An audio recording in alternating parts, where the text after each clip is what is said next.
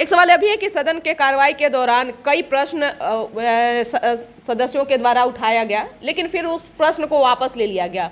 नीरज जी, आप एक ऐसे व्यक्ति रहे हैं जो कि अब तक के आपका कोई ऐसा सवाल नहीं रहा है सदन में जो कि उसको वापस लिया जाए, उसे निरस्त किया जाए। ऐसा कौन सा सवाल आपने शिक्षा मंत्री से किया जिसको आपको वापस भी लेना पड़ा, उसको निरस्त भी करना पड़ा? इसके पीछे का कारण वजह क्या है? कि नहीं, विधान परिषद के कार्य संचालन नियमावली में राजकीय संकल्प होता है। संकल्प का दो पक्ष होता है। नीतिगत रूप से अगर राज्य सरकार को करना है उसको स्वीकार करने पर, लेकिन एक परंपरा के तौर पर उसको वापस ले लिया जाता है। तो हमारा संकल्प यह था कि केंद्र सरकार ने 10% आरक्षण दिया, जिसको संसद ने मुहर लगा दिया, उसको मुहर लगा दिया, सर्वोच्च न्यायालय ने मुहर लगाया। तो समाज के दूसरे तबके, जैसे पिछड़ा वर्ग हो, अपना सदन वाली बात उसको पूरा कर लीजिए। आर्थिक रूप से जो गरीब सामान्य जाति के लोग हैं, चाहे वह हिंदू समुदाय के हों चाहे अल्पसंख्यक समुदाय के हों, उनको 10% आरक्षण दिया गया। सर्वोच्च न्यायालय ने मुहर लगा दिया, संसद ने कानून बना दिया।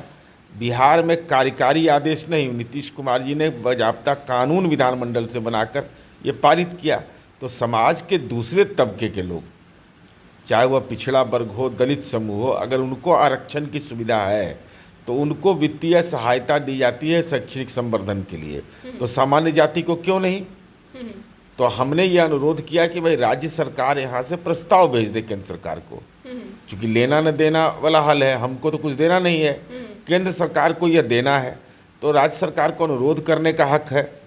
तो हमने प्रस्ताव दिया कि भाई इसको आप दिए, लेकिन मैं यह समझ नहीं पाया कि माननीय शिक्षा मंत्री, और सदन भी हतप्रभ था कि माननीय शिक्षा मंत्री जिनको कुछ भी नहीं करना है, केवल इस संकल्प को, जिसे रेलवे में ओवरब्रिज बनाना है, तो उसके लिए बिहार सरकार को तो कुछ करना है नहीं, एक प्रस्ताव पारित करना है, या जो केंद्र सरकार के हवाले काम है हम तो बिहार में दे ही रहे हैं।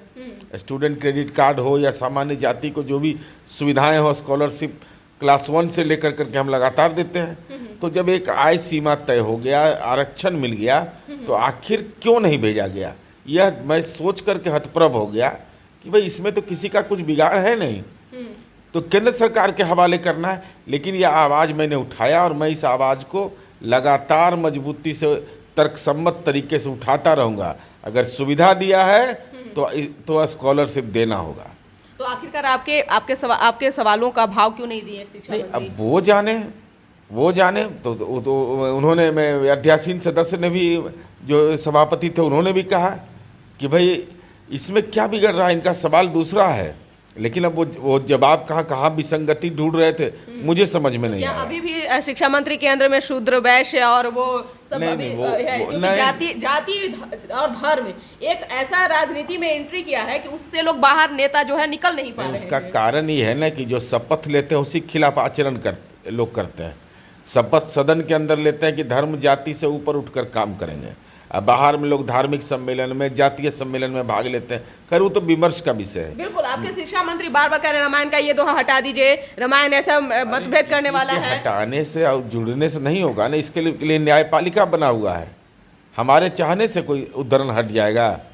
लोगों के जिह्वा पर कोई बात है तो हट जाना है, कोई भगवत गीता का कोई अध्याय हटा देगा? इसलिए महत्वपूर्ण विषय यह है कि जिस सवाल को मैंने उठाया है वो केंद्र सरकार के पाले में है, और हम लगातार इस सवाल को अब जारी रखेंगे, अभियान के रूप में जारी रखेंगे कि अगर स्कॉलरशिप आपने आरक्षण दिया है तो स्कॉलरशिप भी आपको देना होगा।